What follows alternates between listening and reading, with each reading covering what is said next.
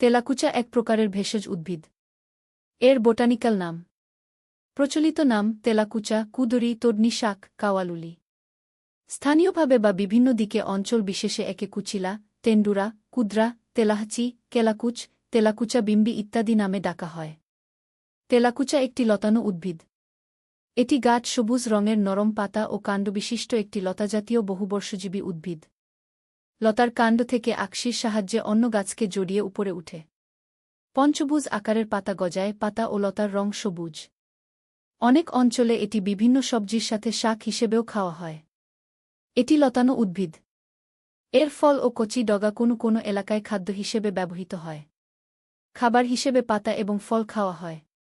তেলাকুচার কাঁচা ফল তরকারি হিসেবে খাওয়া যায়, পাতা শাক হিসেবে ভেজে খাওয়া যায়। স্বাদের পাশাপাশি তেলকুচা অত্যন্ত পুষ্টিগুণ সমৃদ্ধ, বিশেষ করে ভিটামিন এবং মিনারেল সমৃদ্ধ। 100 গ্রাম তেলাকুচায় protein 1.2 gram, 1.4 milligram iron, 0.08 milligram vitamin B two, riboflavin, 0.07 milligram vitamin B one, thiamine, 1.6 gram আঁশ এবং 4.0 মিলিগ্রাম ক্যালসিয়াম থাকে। তেলাকুচা ভিটামিন এ এবং সি সমৃদ্ধ। তাছাড়া এতে প্রচুর বিটা-ক্যারোটিন আছে।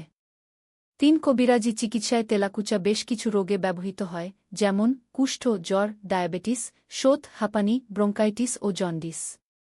রক্ত আমাশয়, সাদা আমাশয় ও ছুলিমতো রোগে ব্যবহার করা হয়।